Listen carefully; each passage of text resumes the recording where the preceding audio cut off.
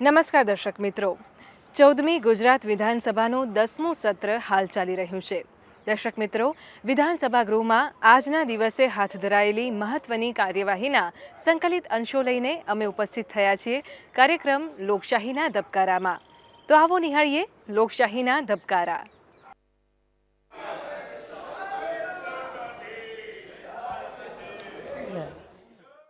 બાબત ક્રમાંક 1 તારાંકિત પ્રશ્નોત્તરી। પાટણ જિલ્લામાં સરકારના વિભાગોને જાહેર હેતુ માટે જમીનની ફાળવણી અંગે ઠક્કરબાપા નગરના ધારાસભ્ય શ્રી વલ્લભભાઈ કાકડિયાએ પ્રશ્ન ઉપસ્થિત કર્યો હતો। મહેસૂલ મંત્રી શ્રી રાજેન્દ્રભાઈ ત્રિવેદીએ આ પ્રશ્નનો જવાબ આપ્યો હતો। માન્ય અધ્યક્ષ શ્રી મંત્રીશ્રીને પૂછવા માંગુ છું કે વહીવટી હુકમ 3 હેઠળ સરકારના જાહેર હેતુ માટે જમીન ફાળવવામાં આવે છે તેના સરળીકરણ અને પારદર્શિકતા માટે સરકારે ઓનલાઈન શું સિસ્ટમ કરી છે? માનનીય મંત્રીશ્રી। માન્ય અધ્યક્ષશ્રી, માન્ય સભ્યશ્રીએ જે જાણવા માંગ્યું છે અને આપણે બધા જ જાણીએ છીએ કે મહેસૂલમાં હવે બધું ડિજિટલાઇઝેશન થઈ રહ્યું છે। વહીવટી હુકમ 3 હેઠળ સરકારના વિભાગ જ્યારે જાહેર હેતુ માટે આ જમીન ફાળવવા માટેની સરળીકરણનો પ્રશ્ન પૂછ્યો છે, એના માટે ઓનલાઈન સિસ્ટમની બાબત છે જે આપણા સૌના જાણમાં હોવી જોઈએ। માન્ય અધ્યક્ષશ્રી, રાજ્ય સરકારના 23/2/2022ના પરિપત્રથી સરકારના વહીવટી વિભાગો તથા તેમના હસ્તકની ખાતા કચેરીઓ સરકારી જમીનની ફાળવણી માટે ફાળવણી ઝડપથી થાય અને સમગ્ર રાજ્યમાં જમીન ફાળવણીના ધોરણોમાં એક સૂત્રતા જળવાય તે માટે કાર્યપદ્ધતિ ઓનલાઈન કરવામાં આવેલી છે।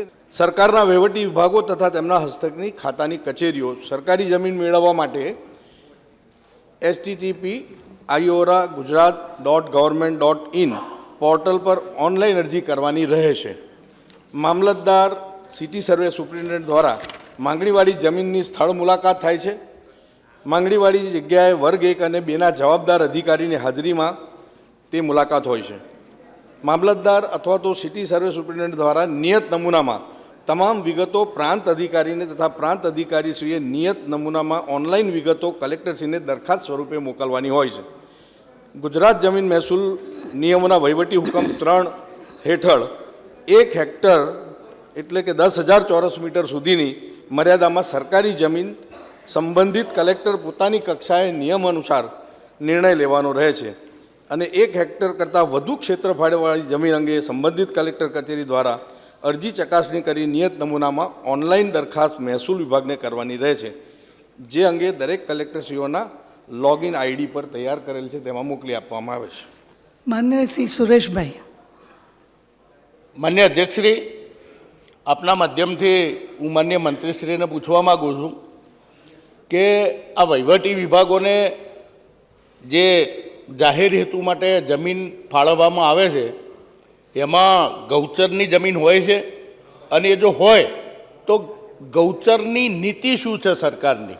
માનનીય મંત્રીશ્રી।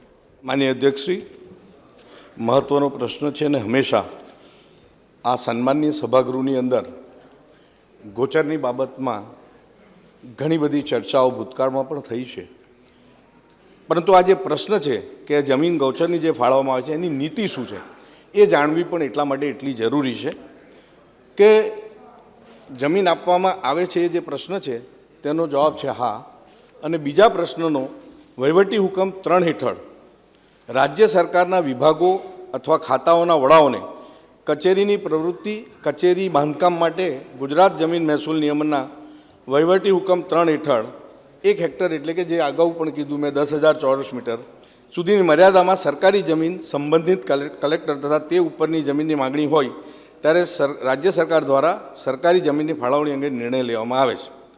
આ રીતે વહીવટી હુકમ 3 હેઠળ જમીન ફાળવવાના પ્રસંગે જો ગૌચરની જમીન આપવાનો પ્રશ્ન ઉપસ્થિત થાય તો રાજ્ય સરકારના 9/3/2016ના સુધારા ઠરાવની નીતિ અનુસાર અનિવાર્ય સંજોગોમાં રાજ્ય સરકારની કચેરીઓ, મકાનો, રસ્તાઓ, પુલ વગેરે જાહેર હિત માટે ગૌચરની જમીનના ઉપયોગના પ્રસંગે ગૌચરના ધોરણો જળવાઈ રહે એ હેતુસર અન્ય સરકારી પડતર જમીન ગૌચર સદરે નીમ કરવાની રહે છે અને આ કિસ્સામાં જમીનની કિંમત તેમજ 30% જંત્રી કિંમત વસૂલ કરવાની રહેતી નથી।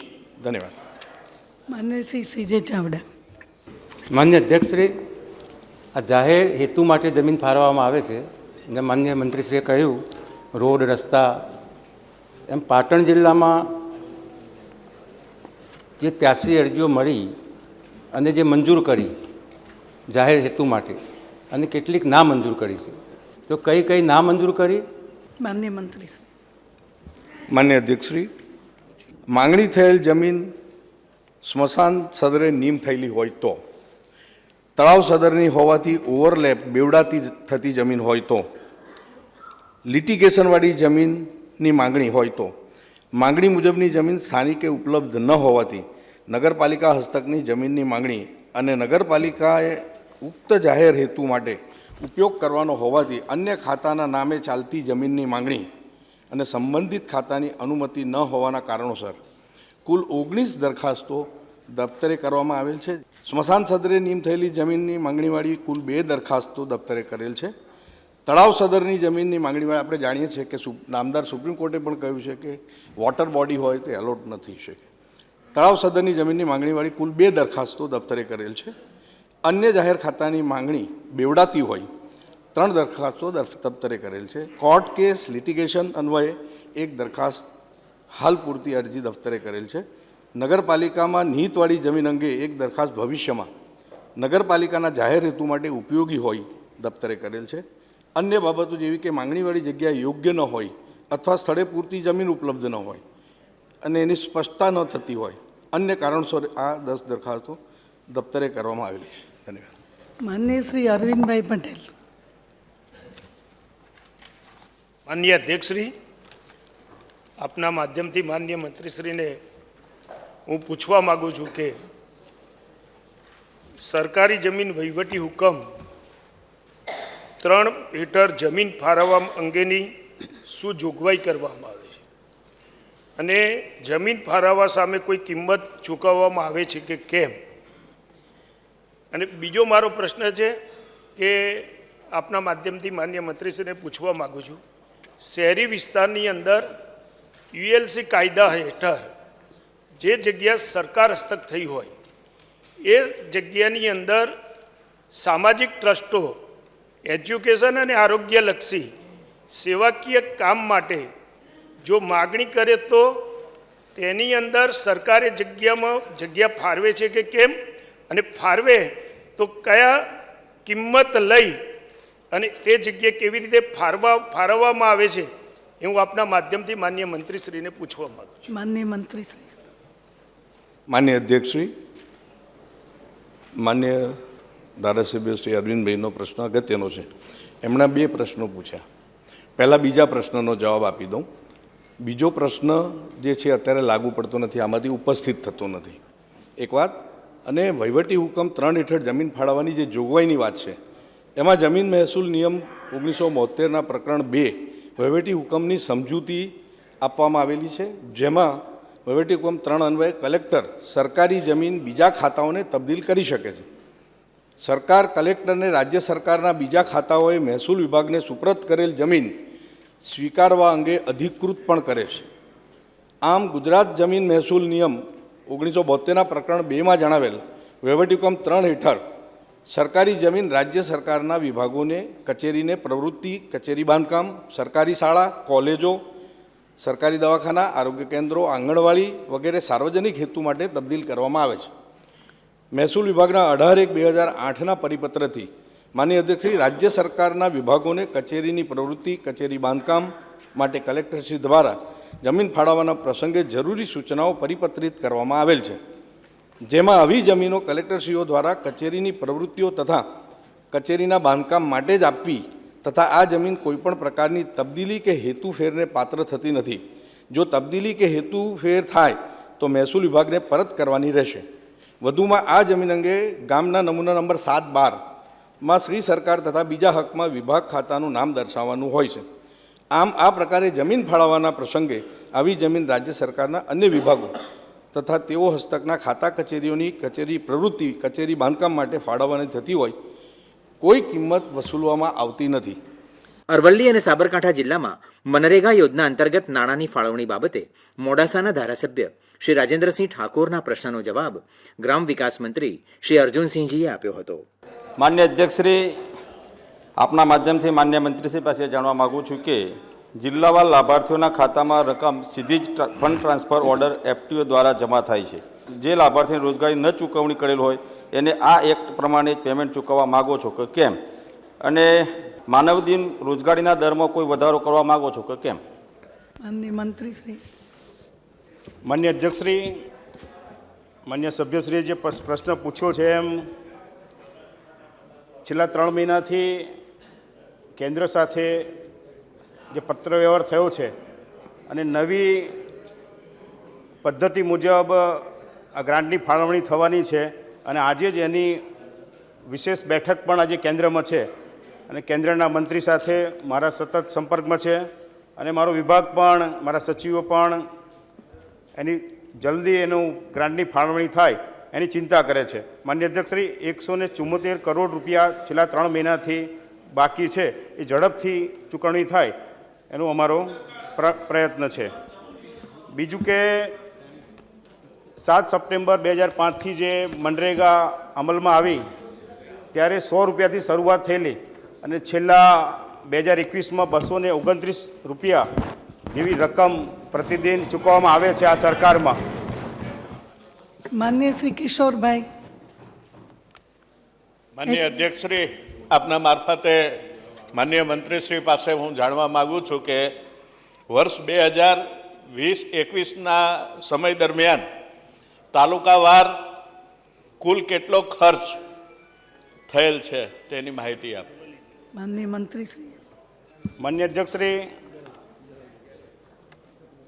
અરવલ્લી જિલ્લામાં જે માન્ય સભ્યશ્રીએ માહિતી માગી એમ 6 તાલુકામાં બાયડ, ભિલોડા, ધનસુરા, માલપુર, મેઘરજ, મોડાસા તાલુકાવાર જોઈએ તો બાયડ તાલુકામાં 323 કરોડ જેટલી રકમ ખર્ચ થઈ છે, ભિલોડામાં 755, ધનસુરામાં 158, માલપુરમાં 368, મેઘરજમાં 2019 અને મોડાસામાં 530, કુલ 41 કરોડ 76 લાખ રૂપિયા જેવી રકમ ખર્ચ થયેલી છે. માન્ય શ્રી સુરેશભાઈ. યુપીએ સરકારમાં મનરેગા શરૂ કરી હતી, પણ આપણે જોઈએ છે કે ગરીબોના પૈસા અંગૂઠા મારી અને ઠેકેદારો લઈ જતા હતા, બંધ કરી અને સરકારને અભિનંદન આપું છું કે એમને ડાયરેક્ટ પૈસા ટ્રાન્સફર કરવાનો નિર્ણય લઈ અને 1 રૂપિયામાંથી 15 પૈસા ગરીબોને જતા હતા, એના બદલે 1 રૂપિયો પૂરો ગરીબોના ઘરે જવા માંડ્યો. એના માટે સરકારને અભિનંદન આપું છું.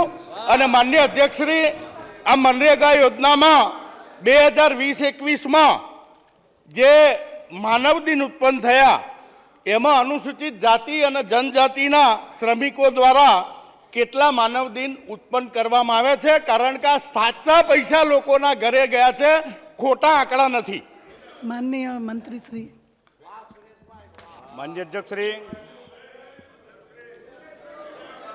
અરવલ્લી જિલ્લામાં બાયડ, ભિલોડા, ધનસુરા, માલપુર, મેઘરજ, મોડાસા આમાં માન્ય સભ્યશ્રીએ જે માહિતી માગી એમ અનુસૂચિત જનજાતિ અને અનુસૂચિત જાતિ એમાં બાયડમાં 4,397 માનવ દિનની રોજગારી મળી છે, ભિલોડામાં 17,166, ધનસુરામાં 3,891, માલપુરમાં 8,301, મેઘરજમાં 31,052, મોડાસામાં 23,249. અને માન્ય અધ્યક્ષશ્રી, અનુસૂચિત જનજાતિમાં પણ બાયડમાં 730, ભિલોડામાં 1,73,283, ધનસુરામાં 150, માલપુરમાં 4,235, મેઘરજમાં 2,54,333 અને મોડાસામાં 13,323 માનવ દિનની રોજગારી મળી છે. જૂનાગઢ અને રાજકોટ જિલ્લામાં પશુ દવાખાનાના મંજૂર મહેકમ બાબતે વિસાવદરના ધારાસભ્ય શ્રી હર્ષદકુમાર રીબડિયાના પ્રશ્નનો ઉત્તર પશુપાલન મંત્રી શ્રી રાઘવજીભાઈ પટેલે આપ્યો હતો. માનનીય અધ્યક્ષશ્રી, જ્યાં જ્યાં ડૉક્ટરોની અછત છે જ્યાં જ્યાં દવાખાનામાં ક્યાંય ખામી છે એ થઈ કરવા માંગે છે સરકાર કે કેમ? અને મારા મત વિસ્તાર વિસાવદર, ભેસાણ ને જૂનાગઢ ગ્રામ્યમાં કેટલી જગ્યાઓ કેટલા સમયથી ખાલી છે? માનનીય મંત્રી શ્રી. માનનીય અધ્યક્ષશ્રી, માન્ય સભ્યશ્રીએ જે વાત કરી એ મુજબ રાજ્યનું પશુપાલન ખાતું અને પશુપાલન વિભાગ આ રાજ્યના પશુપાલકો અને પશુઓ માટે ચિકિત્સાલક્ષી સેવાઓ ચલાવવામાં ખૂબ કાર્યરત છે. માન્ય અધ્યક્ષશ્રી, અમે આ સરકાર દ્વારા મૂંગા અને અબોલ પશુ અને પ્રાણીઓ માટે કરુણા એનિમલ એમ્બ્યુલન્સ જેવી લોકપ્રિય સેવાઓ દ્વારા પશુ પંખીઓની સારવાર પણ કરી રહ્યા છે અને આ પશુ ચિકિત્સાલક્ષી સેવાઓને સુદૃઢ કરવા માટે અનેક યોજનાઓ આ સરકાર દ્વારા ચલાવવામાં આવી રહી છે. માનનીય અધ્યક્ષશ્રી, પશુઓની નિઃશુલ્ક સારવાર માટે મુખ્યમંત્રી નિઃશુલ્ક પશુ સારવાર યોજના હેઠળ સને 2022-23ના આ વર્ષ માટે લગભગ 24 કરોડ રૂપિયાની જોગવાઈ આ બજેટમાં સૂચવાણી છે. 40 જેટલા નવીન સ્થાયી પશુ દવાખાના શરૂ કરવાનું પણ સૂચવવામાં આવ્યું છે અને આ રીતે માનનીય અધ્યક્ષશ્રી, પશુઓને પૂરી સારવાર મળી રહે એના માટે તત્કાલીન મુખ્યમંત્રી અને હાલના વડાપ્રધાન નરેન્દ્રભાઈ મોદીએ 2002થી પશુ આરોગ્ય મેળાઓ દ્વારા પશુઓની સારવાર પશુપાલકોને પૂરી રીતે મળી રહે, વિનામૂલ્યે મળી રહે એના માટેનું પણ જબરજસ્ત આયોજન કર્યું છે અને અત્યાર સુધી ચાલુ છે. માનનીય અધ્યક્ષશ્રી, માન્ય સભ્યશ્રીએ જે પ્રશ્ન પૂછ્યો કે એના જૂનાગઢ, ભેસાણ અને વિસાવદર તાલુકામાં શું પરિસ્થિતિ છે પશુ ડૉક્ટરોની, તો હું જણાવવાની રજા લઉં કે જૂનાગઢ જિલ્લામાં 4 અધિકારીની જગ્યાઓ મંજૂર થયેલ છે, જે તમામ જગ્યાઓ ભરાયેલ છે. ભેસાણ તાલુકામાં 3 પશુ ચિકિત્સા અધિકારીઓની જગ્યા મંજૂર થયેલ છે, જે પૈકી 2 ભરાયેલ છે. એક જગ્યા છોડવડી પશુ દવાખાનાની 7/8/2020થી ખાલી છે અને વિસાવદર તાલુકામાં 5 પશુ ચિકિત્સા અધિકારીની જગ્યાઓ મંજૂર થયેલ છે, જે પૈકી 2 જગ્યાઓ ભરાયેલ છે અને 3 જગ્યાઓ ખાલી છે. એમાં પ્રેમપરા તારીખ 5/4/2016થી ખાલી છે, મોટા કોટડા 31/7/2020થી ખાલી છે અને ભલગામ મોટા 31/7/2020થી ખાલી છે. માનનીય અધ્યક્ષશ્રી. માનનીય શ્રી જવાહરભાઈ. માનનીય અધ્યક્ષશ્રી, આ બોલ પશુઓ માટે આપણા પશુ ચિકિત્સા અધિકારીની જગ્યા ખાલી છે તે સરકાર ક્યારે ભરવા માગે છે? માનનીય અધ્યક્ષશ્રી, માનનીય જવાહરભાઈની લાગણી સાચી છે. મેં કીધું એમાં સરકાર પશુઓ પ્રત્યે પૂરી સંવેદનશીલ છે. અમારા માનનીય મુખ્યમંત્રી ભૂપેન્દ્રભાઈ પટેલની આગેવાની હેઠળની આ સરકાર પશુઓની સારવાર માટે, પશુ ચિકિત્સાઓની વ્યવસ્થાઓને સુદૃઢ કરવા માટે પૂરતું આયોજન કર્યું છે. માનનીય અધ્યક્ષશ્રી, એમાં પશુ ચિકિત્સા અધિકારીઓની ખાલી જગ્યા ભરવા માટે માનનીય અધ્યક્ષશ્રી, ભારત સરકારના વિકલાંગતા ધારા 2016 મુજબ પશુ ચિકિત્સા અધિકારીઓની જગ્યામાં દિવ્યાંગ ઉમેદવારો માટે 4% જગ્યાઓ અનામત રાખવાની જોગવાઈ તાજેતરના સરકારશ્રીના કૃષિ, ખેડૂત કલ્યાણ અને સહકાર વિભાગના 17/12/21ના ઠરાવથી વિકલાંગતા પ્રકાર નિયત કરવામાં આવેલ છે. માનનીય અધ્યક્ષશ્રી, 10 વર્ષીય ભરતી કેલેન્ડરના 5મા વર્ષ 2018ની 40, 6ઠ્ઠા વર્ષ 2019ની 40, 7મા વર્ષ 2020ની 30, 8મા વર્ષ 2021ની 30 અને 9મા વર્ષ 2022ની 30 એમ મળી કુલ 170 પશુ ચિકિત્સા અધિકારી વર્ગ 2ની જગ્યાઓ ભરવા અંગેની વહીવટી પ્રક્રિયા ચાલુ હતી. તે માટેની વિગતો ગુજરાત જાહેર સેવા આયોગને મોકલી આપવામાં આવેલ છે. જે પ્રક્રિયા પૂર્ણ થયેથી પશુ ચિકિત્સા અધિકારીઓની ખાલી જગ્યાઓ ભરી આપવામાં આવશે. માનનીય અધ્યક્ષશ્રી. માનનીય શ્રી બાબુભાઈ વાજા. માનનીય અધ્યક્ષશ્રી, માળિયા તાલુકામાં ચૂલડી, બાબરા, ધરમપુર અને આજુબાજુના ગામડાઓમાં ચામડીના રોગ પશુઓમાં આવેલ છે, તો એની ફરિયાદ મળેલ છે કે કેમ? ફરિયાદ મળી ન હોય તો આ સારવાર કરવા માટે ડૉક્ટરને મોકલવામાં આવશે કે કેમ? માન્ય સભ્યશ્રીને જણાવવાની રજા લઉં કે પશુઓમાં જે ચામડીના રોગ અંગેની જે આપે ફરિયાદ કરી એ ફરિયાદ હજી સુધી મારી પાસે આવી નથી. આપે જ્યારે ગૃહમાં આ ફરિયાદ કરી છે ત્યારે એને સત્ય માની અમે તાત્કાલિક એ પશુઓને સારવાર માટેની કાર્યવાહી કરશું. માનનીય શ્રી જયેશભાઈ રાદડિયા.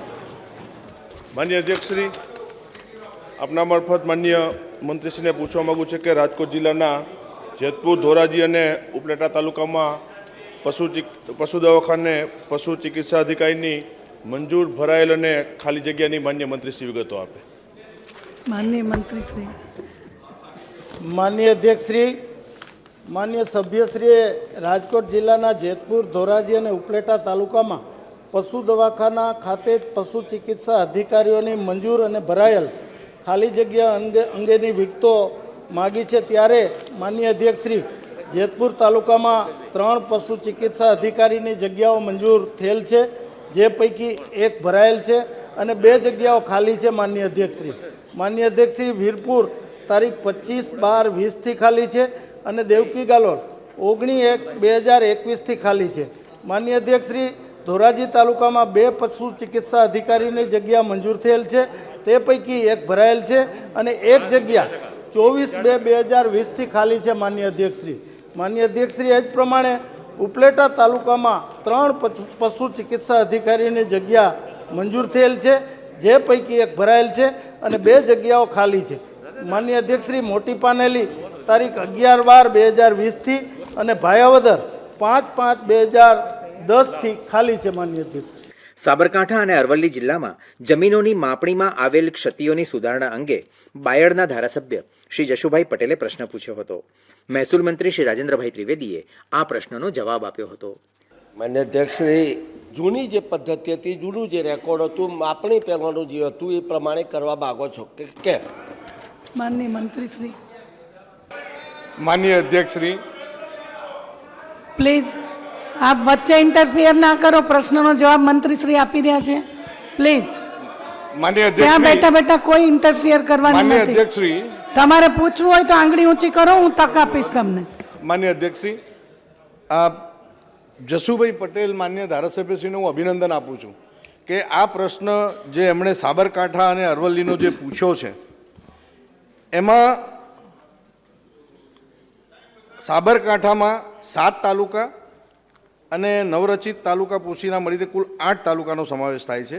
મારા મહેસૂલ વિભાગ માટે મને એટલો બધો ભાવ થયો છે આ બાબતે કે 31/1/2022ની સ્થિતિએ સાબરકાંઠા જિલ્લાના 711 ગામોના તૈયાર કરેલ આખરી રેકર્ડ પૈકી 710 ગામોનું, અરવલ્લીનું તમામ 684 ગામોનું રીસર્વે રેકર્ડ અને પ્રોમોલ્ગેશન કામગીરી પૂર્ણ થયેલી છે અને સ્વીકારી છે. કોઈ જગ્યાએ વાંધો નથી.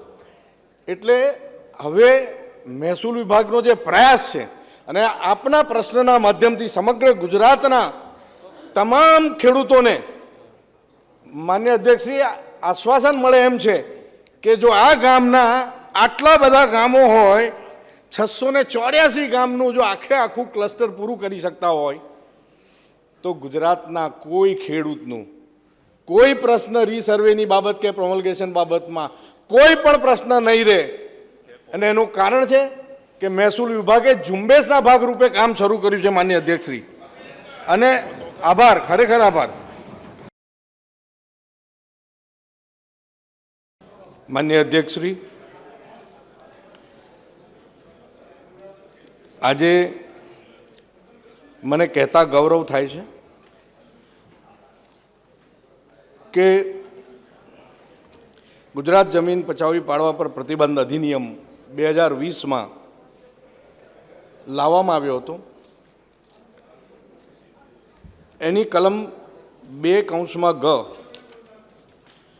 માં સુધારા વટહુકમ 2022 જે લાવવામાં આવ્યો એમાં ઉમેરો કલમ 2(ગ) માં જે પરંતુ જે જમીનના સંબંધમાં આ અધિનિયમના આરંભની તારીખે અનુસૂચિત આદિજાતિ અને અન્ય પરંપરાગત વનવાસી વન અધિકારો માન્ય કરવા બાબત અધિનિયમ 2006 હેઠળ ગ્રાન્ટ માટેની જે અરજીઓ અનિર્ણિત હોય તેવી જમીનોનો લેન્ડ ગ્રેબિંગની જમીનમાં સમાવેશ થશે નહીં.